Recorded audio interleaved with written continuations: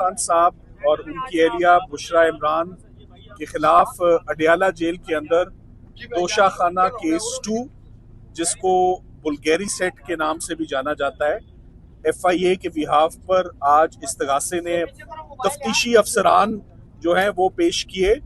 और आज तफ्तीशी अफसरान ने जो नैब के गवाह थे अपना बयान कलम बंद करवाया और उन बयानों के बाद उनके ऊपर बहुत मुफस्सल जिरा हुई, जिसके बाद एक दफ़ा फिर आज सरकार का केस बहुत बुरी तरह से एक्सपोज हुआ। मैं आपको तोशाखाना केस के ऊपर कुछ ब्रीफिंग देना चाहता हूँ कि ये तोशाखाना केस बहुत अरसे से हम सुन रहे हैं। तोशाखाना केस, इसका मतलब ये नहीं है कि एक बहुत पुराना केस है और वही चला आ रहा है। इसका मतलब है कि तोशाखाना केस को बार बार मुख्तलिफ पाकिस्तान की इन्वेस्टिगेटिंग एजेंसीज पकड़ती हैं और मियाँ बीवी को प्रोसिक्यूट कर देती हैं। सबसे पहले आपको याद होगा कि जज हमायूं दिलावर साहब ने इमरान खान साहब को 3 साल की सज़ा तोशाखाना केस में ECP वाले रेफरेंस में उन इमरान खान साहब को सज़ा हुई। उसके बाद थाना कोसार में मियाँ बीवी के खिलाफ एक FIR दर्ज हुई तोशाखाना गिफ्ट पर। उसके ऊपर दोनों मियाँ बीवी की आज दिन तक जमानत इंटैक्ट है और जमानत पे कार्रवाई चल रही है। तो ये थाने की कार्रवाई हो गई। उसके बाद नैब आ गई और नैब ने ऊपर नीचे बहुत जल्दी में, जब साइफर केस कंक्लूड हुआ, जब इद्दत निकाह केस कंक्लूड हुआ, तो नैब ने अपना हाथ सीधा किया तोशाखाना केस में, मगर उन्होंने चूज किया कि हम तमाम तोहफों में से एक तोहफा सिर्फ सेलेक्ट करते हैं। ये ऐसे ही है जैसे मेरे आगे 10 कैमरे पड़े हुए हैं, तो वो कहेंगे कि आज का केस सिर्फ एक माइक की हद तक, बाकी माइक फिर किसी दिन हम प्रोसिक्यूट करेंगे। ऐसे क्रिमिनल लॉ नहीं होता, मजाक उड़ता है क्रिमिनल लॉ का। ये अब्यूज है क्रिमिनल मशीनरी की और इसको हमेशा से कंडेम किया है कि ऐसे नहीं हो सकता। सो नैब ने बगैर जिरा मुकम्मल हुए, बगैर 342 के बयान के, चूंकि बहुत जल्दी में इमरान खान साहब की कन्विक्शन चाहिए थी, सो नैब 14 साल की कन्विक्शन ले गई, जिसको सिर्फ 15 दिन हमें लगे उस कन्विक्शन को गिराने में। इसी तरह ECP की कन्विक्शन को भी जमानत लेने में सिर्फ 15 दिन लगे। मकसद ये है कि क्या सरकार के रिसोर्सेस, क्या criminal justice system on repeat एक ही कपल को बार बार डिफरेंट इन्वेस्टिगेटिंग एजेंसी से प्रोसिक्यूट करने के लिए, क्या ये इन्वेस्टिगेटिंग एजेंसीज का मकसद यही रह गया है? और अब क्या चल रहा है कि अब फेडरल इन्वेस्टिगेटिंग एजेंसी यानी FIA वो आ गई है मैदान में उसी तोशाखाना को पकड़ के कि हम क्यों पीछे रह जाएं, हम भी इस पर अपना मुकदमा चलाएंगे और हम भी हाथ सीधा करेंगे। सो ऐसी कोई नज़ीर नहीं मिलती क्रिमिनल लॉ में कि एक ही ट्रांजैक्शन को, एक ही अलेज्ड क्राइम को, एक ही सो कॉल्ड जुर्म को मुख्तलिफ पाकिस्तान की तफ्तीशी इदारे पकड़ते हैं और वो आते हैं और वो उसके ऊपर। और अफसोस की बात ये कि सारों के पास वही गवाह है, सारों के पास वही एक इनामुल्लाह शाह है और सारों के पास वही एक सुहेब अब्बासी है। ये 2 गवाह बार बार ऑन रिपीट, और वो हर तफ्तीश में आके कहते हैं आज हमें सिर्फ इस तोहफे की हद तक याद है बात। सो एक मजाक बना हुआ है इस ट्रायल का। अब तो हम मजाक ही कहेंगे इसको कि अब ये सीरियस प्रोसिक्यूशन तो रही नहीं है, लाफिंग स्टॉक बन चुकी है, इसको हम कहेंगे। और ये प्रोसिक्यूशन मैं आपको बताता चलूं कि सिर्फ 2 से 3 हेयरिंग्स में कंक्लूड होने वाली है। अब सबसे बड़ा जो हमारे लिए हेयरिंग है वो कल सुबह है, वो अल-कादिर ट्रस्ट की हेयरिंग है, जो कि मैं आपको बताऊं जनवरी से मियाँ बीवी अपनी जमानत हासिल करने के लिए जो नया इस्लामाबाद हाई कोर्ट है, the new Islamabad high court, में उसको न्यू ये कहूँगा कि न्यू में जब से नए चीफ जस्टिस साहब आए, ना इमरान खान साहब का कोई केस लगा है, ना ही उनको कोई रिलीफ मिली है। कोई मुकदमा एक्चुअली फिक्स ही नहीं हुआ, रिलीफ लेना ना लेना वो तो बात की बात है, मुकदमे लगाए ही नहीं जाते। सो फाइनली 8-9 माह के इंतजार के बाद कल अल-कादिर की हेयरिंग मैच्योर है।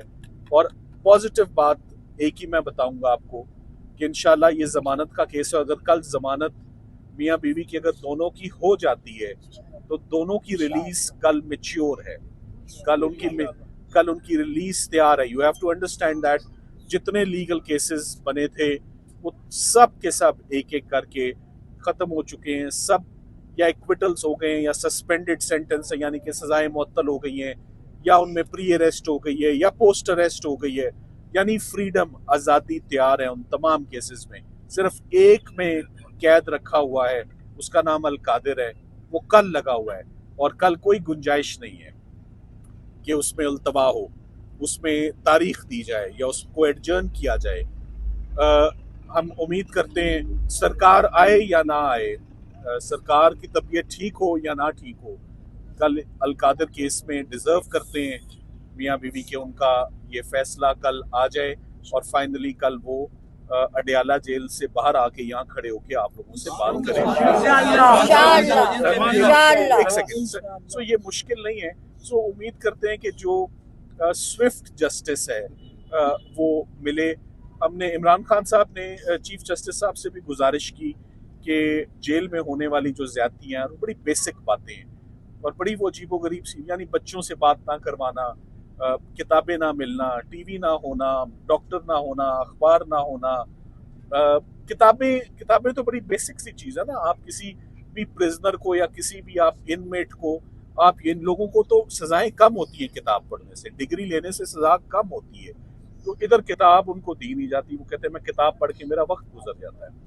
तो ये चीफ जस्टिस साहब को तमाम जो एक शिकवा है वो जा चुका है और उसके नतीजे में अब हम उम्मीद करते हैं कि बहुत जल्द कुछ इनको रिलीफ भी मिलेगी। सो इमरान खान साहब ने कभी भी कोई मेडिकल ग्राउंड आपने नहीं सुनी होगी मेरे मुंह से या उनके इंस्ट्रक्शंस पे। तो हैट्स ऑफ टू हिम कि एट द एज ऑफ 72-73 वो तमाम मुकदमा लड़ रहे हैं, लड़ते आ रहे हैं। प्रॉबेबली ये क्रिकेट की दुनिया का जो स्टेमिना है ये उनके काम आ रहा है मुकदमे लड़ने में भी, कि वो इज नॉट गिविंग अप और वो कहते हैं हम फाइट करते रहेंगे। सो वर्ल्ड रिकॉर्ड कायम हो चुका है मेरे ख्याल से। तो 300-350 केसेस लड़े जा चुके हैं, 550-600 वकालतनामे दाखिल हो चुके हैं, बट ख़त्म नहीं हो रहा ये सिलसिला।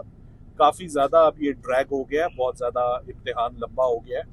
तो उम्मीद करते हैं कि कल चीफ जस्टिस साहब इस्लामाबाद हाई कोर्ट के, जिनसे काफ़ी ज़्यादा गिले शिकवे इकट्ठे हुए हैं, वो कल ये पिटिशन सुने और जैसे इससे पहले तमाम केसेस में इंसाफ होता है वो कल इंसाफ करें और ये जमानतें एक्सेप्ट करें ताकि कल इनकी रिलीज मुमकिन हो। इससे पहले कि जो शाहरुख अर्जुमन साहब, फाजिल जज साहब जो इस वक्त तोशा खाना में बहुत तेज़ी से प्रोसिक्यूट कर रहे हैं, हमारी झोली में एक और केस सज़ा का डाल जाए, तोशा खाना 2 की सज़ा। फिर आप अक्सर लोग सवाल पूछते हैं, मैं हैरान होता हूँ उस बात पे, क्या लीगल टीम की नाकामी नहीं है, क्या लीगल टीम इनकॉम्पिटेंट नहीं है? लीगल टीम इंसान है और लीगल टीम का स्टेमिना बहुत ज़बरदस्त है, मगर उतना अच्छा नहीं है जितना इमरान खान साहब का है। उनको तो मैंने कहा ना हैट्स ऑफ टू हिम, क्योंकि वो तो जेल के अंदर है, हम तो बाहर हैं मुकदमे लड़ते। मगर 300-350 केसेस को लड़ना ये रियलिस्टिक नहीं है, ये लीगली मुमकिन नहीं है, मगर किया है। तो 300-350 काफ़ी है। अब 400-500 का फिगर ना ही टच किया जाए तो मेरा ख्याल है बेहतर है। सो शाहरुख अर्जुमन साहब वाला केस 100% इक्विटल का है। जब एक केस बार बार उसमें जमानतें हो चुकी हैं और बार बार किस्तों में, देखें वो किस्तों में केस नहीं चला करते कि आज सिर्फ इस तोहफे की हद तक, देने वाला भी एक, लेने वाला भी एक, गवाह भी वो, सिर्फ जज बदल बदल के आते हैं, इन्वेस्टिगेटिंग एजेंसीज बदल बदल के आती हैं। इसी को हम अब्यूज ऑफ पावर, इसी को हम अब्यूज ऑफ अथॉरिटी और इसी को हम बैड फेथ कहते हैं तफ्तीशी एजेंसीज का। इसी को हम कलरेबल एक्सरसाइज ऑफ पावर कहते हैं कि पाकिस्तान की तमाम तफ्तीशी टीमें, तमाम एजेंसीज एक ही क्राइम को लेकर बैठी हुई हैं कि अब हमारी बारी और अब हमारी बारी। सो मेरी तरफ से आज इतना ही। बाकी आप सलमान साहब एक सवाल ले लें सर, 2 साल से FIA, नैब और सरकार मैदान में है, आप भी मैदान में हैं उनके अगेंस्ट। 2 साल में जितने भी केसेस हुए, आपने खुद कहा कि 3 केसेस में आपने इन्हीं अदालतों से रिलीफ लिया, बावजूद नामसाइद हालात के आप ये केसेस लड़ते रहे और इन्हीं अदालतों से आप रिलीफ भी हासिल करते रहे। क्या वजह है कि अब आपका जस्टिस सिस्टम पर से एतमाद उठता हुआ नजर आ रहा है और आप कह रहे हैं कि अब इंसाफ की उम्मीद नहीं है? इसकी वजह क्या है? इसकी वजह बड़ी सिंपल और स्ट्रेट फॉरवर्ड है, आपको समझ आएगी। अडयाला में अंदर जाना, दरवाजा खोलना आसान है। इस्लामाबाद हाई कोर्ट के दरवाजे बहुत टाइटली बंद है इमरान खान साहब के लिए। चीफ जस्टिस साहब ने भी वो ताला लगाया हुआ है, रजिस्ट्रार ऑफिस ने भी लगाया हुआ है, फिक्सिंग ब्रांच ने भी लगाया हुआ है। सो अदलिया को सिर्फ दरवाजे खोलने, मेरा ख्याल है ये दरवाजे खुलेंगे तो जजेस भी अंदर ही बैठ के काम करेंगे, ना कि ये कि सड़क क्रॉस करके सुप्रीम कोर्ट जाएंगे। अच्छा सर, मेरा सवाल है ये जो आप मेरे इल्म में इजाफा कर रहे हैं, अगर बना भी हो, आज की प्रेस कॉन्फ्रेंस किस बात पे कि एक दफा कर लो भाई, एक ही दफा कर लेना मुनासिब है। बार बार मोनोटोनस, बोरिंग, हम कोई अंदर एंटरटेन होके आ रहे हैं, बोरिंग, वही गवाह, वही जज, वही इल्जाम, सिर्फ जज बदल के सजा मुख्तलिफ करके सजा के प्रोसेस को लंबा करना है। मैंने तो आपके आगे एक बड़ा सिंपल मौकफ रखा है, 2.5 सालों में एक ही केस चल रहा है, नहीं, वही केस एक नया दायरा आ जाता है, अब हम करेंगे, ऐसे नहीं होता। अच्छा सर, कौमी अदालती पॉलिसी कमेटी ऐसे रूल्स नहीं देखे, पहली दफा सुन रहा हूँ जो आप फरमा रहे हैं। बास केसेस की प्रायोरिटी बन जाती है। फॉर एग्जाम्पल, मेरा आप ही से सवाल है, खातून की जमानत को रोक कैसे सकते हैं आप? वो रुक कैसे सकती है 10 महीने? इसका जवाब आप जरूर दीजिएगा, इस पे थोड़ी सी इन्वेस्टिगेशन कीजिएगा। फिर ना क्यों देखी जाती है, ना बारी देखी जाती है, बच्चों का, खवातीन का, बूढ़ों का और बड़ों का। इमरान खान साहब, मेरा ख्याल है जितने भी यहाँ लोग खड़े हैं उन सबसे ज्यादा फिजिकली फिट है, ये हकीकत है, आपसे भी ज्यादा फिट है, मगर 73 साल के एडवांस स्टेज के हैं। एज को मद्देनजर रखा जाता है फिक्सिंग में, एक शख्स की क्या उम्र है, फिर इसको भी मद्देनजर रखा जाता है कि 250, 300, 400 केसेस में झूठे साबित हो गए हैं तो इस केस को प्रायोरिटी दे दो, केसेस को प्रायोरिटाइज किया जाता है। मगर आपका जो सवाल का जवाब है ना, ये नहीं कह रहे झट मंगनी पट ब्याह, हमें ये सजा लिए हुए 10 महीने हो गए, हम कह रहे हैं जमानत अब तो सुन लो। Thank you very much. चलिए।